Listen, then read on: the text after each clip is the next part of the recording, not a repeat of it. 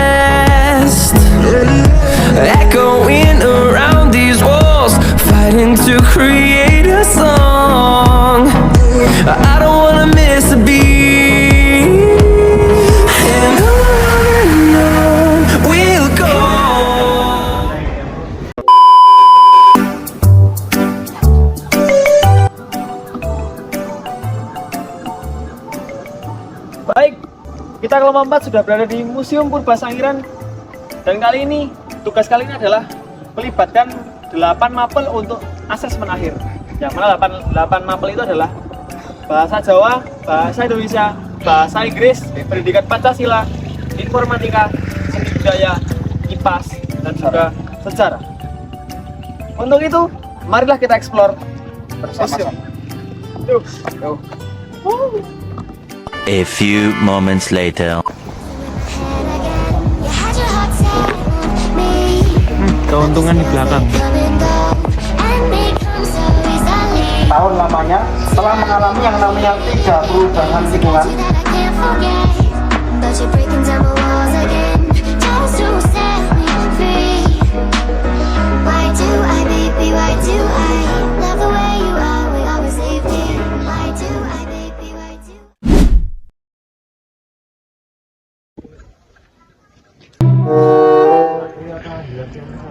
Plakes atau senpi adalah pengkakas tangan yang digunakan pada zaman batu Paleolitikum. Alat ini biasanya digunakan untuk memotong yang fungsinya sama seperti pisau zaman sekarang. Sunyono menyampaikan bahwa alat senpi pertama kali ditemukan pada tahun 1934 oleh Ralph von Koenigsberg di Desa Ngebung yang sekarang menjadi bagian dari Museum Sangiran. Senpih ditemukan di Sangiran berukuran 2-4 cm dan dijumpai di beberapa daerah seperti Pacitan, Sumatera, Sulawesi, Flores, Timor, dan lain-lain. Sebelum digunakan, alat ini atau senpih ini bisa diasah terlebih dahulu dan batu yang digunakan itu tidak sembarangan, seperti menggunakan batu gemping, andesit, dan batu tajam lainnya. Sekian dari saya, terima kasih.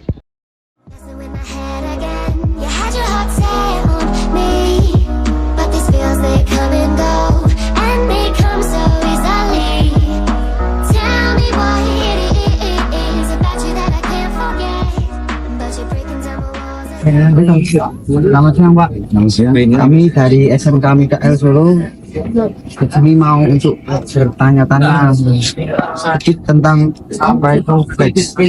Namanya siapa ini? Ini perkenalkan dulu terlebih dahulu, saya Nanta Putra di sana. Kenalkan, nama saya Opniel Serno. Cuma pertanyaannya itu bagaimana sih Pak proses pembuatan dari flex itu sendiri atau alat sepi sehingga menghasilkan benda yang tajam seperti pisau dan juga tebal.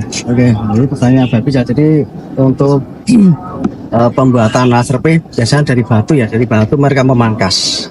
Nah, pangkasan itu kan mereka ada yang tipis.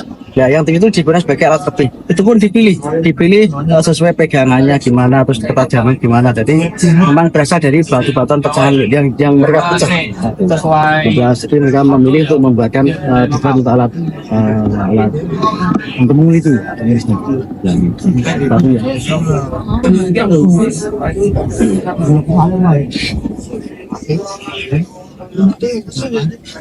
Dilihat dari fungsinya yang sebagai pisau, tentu benda ini tidak dibuat dari sembarang bahan. Berbagai sumber mengatakan bahwa batu samping andesit dan lain-lain adalah batu mentah ini sebelum dibuat menjadi flex. Atau sih memang ada beberapa batu yang dipilih untuk oleh batu ya, tentunya memilih batu-batu yang keras dan kuat ya. Contohnya dari batu kan kasedon, ada gamkesikan, ada ansit, itu memang dari Rijang itu memang kuat dan tajam untuk membuat alat daya atau alat pisaunya. Memang ada batu tertentu yang digunakan untuk alat pisaunya. Dengan batu dan fungsi seperti itu, apakah pada zaman itu manusia purba sudah melakukan pengumpulan terbaru atau bahan benda yang tidak kenal di alam? Yang jelas itu dari alam semuanya sih, untuk alat batunya dari alam, untuk alat budaya yang dari alam. Tentunya dari mata gunung juga ada, ini memang dari alam, dari batu. Jadi tidak ada batu bikinan modern, nggak ada, karena kemampuannya masih terbatas. Dan dia masih terbatas. Jadi dia menggunakan alat seadanya di samping kanan kirinya. Terima kasih. Selamat siang.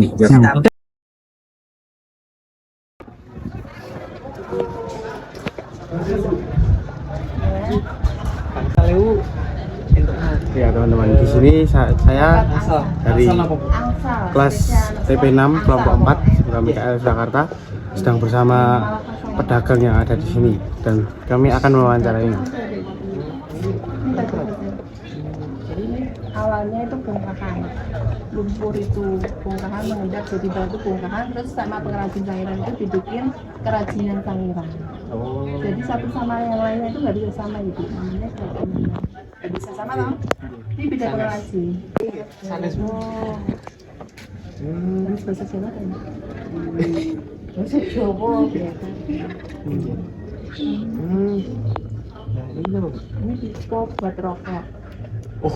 Buat merokok. Macam yang kasusnya harga sing gangsal ewu. Nggih. Biasa.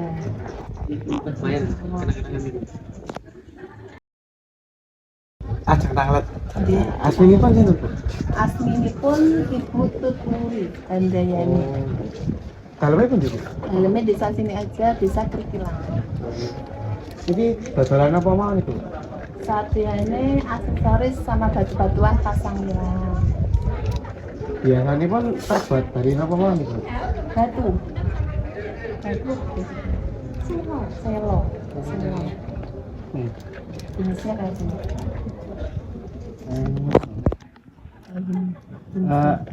Ajeng tanglet niki daerah sini enten kebudayaan apa nih biasanya pun? Ini kesenian. Paling sini ada entennya lesongan. Lesungan itu apa? Lesungan itu kayak apa ya? Lesungan tumbuk bagi zaman Pien. Tradisional zaman Pien. Itu kayak digawe musik kan. Ibu-ibu. Biasanya pun ngoten niku dilaksanakake pun kapan? Yen enten acara adat apa? Kunjungan pemerintahan ngoten biasanya diundang biar budayane ngoten jangan dulu hilang lah. Oh, jadi kayak status pelestarian kan? Iya, status pelestarian budaya. Jadi itu deh sebagai kebudayaan sing pun lumayan langkung suwe. Itu langkung. Yang makanya dilestarikan biar nggak hilang lah. Oh. Itu tempatnya biasanya pun tembus. Mungkin enten sanggarnya. Oh, enten sanggar. Sama tempat pernikahan biasanya gitu. Satu rumah sisi acaranya.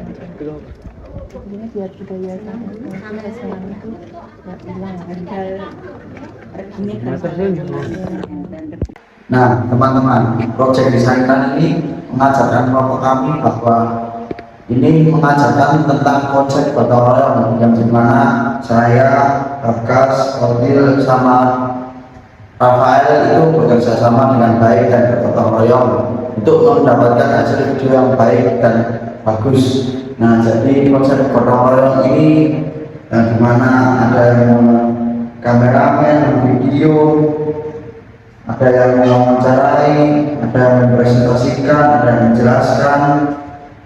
Dan di sini kami juga kerjasama untuk mengeditnya. Ada saya, ada Pak Gas, ada Abdil, ada Rafael yang mengedit hal tersebut bersama.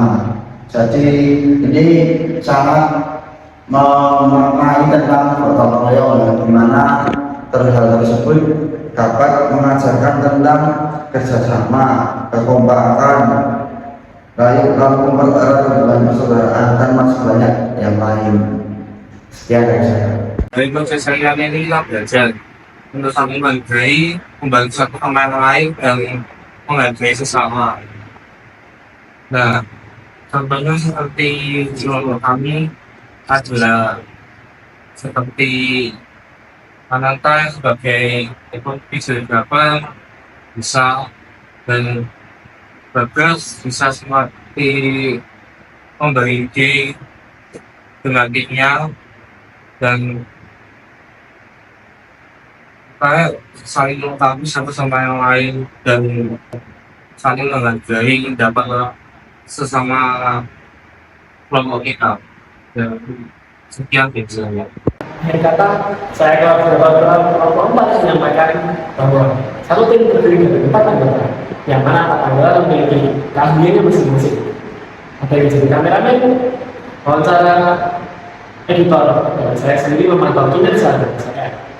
Masing-masing anggota memiliki inovasinya masing-masing, sehingga dari satu proyek atau satu produk ini kami tidak bisa mengerjakan sendiri. Oleh karena itu, dengan kinerja 4 orang ini, maka produk ini akan selesai lebih cepat. Inilah basic dari gotong royong. Gotong royong membuat satu proyek yang dikerjakan bersama-sama menjadi lebih cepat. Demikian dari saya, terima kasih. You had your heart set on me, but these feels they come and go, and they come so easily. Tell me why it is about you that I can't forget, but you're breaking down my walls again, just to set me free. Why do I, baby, why do I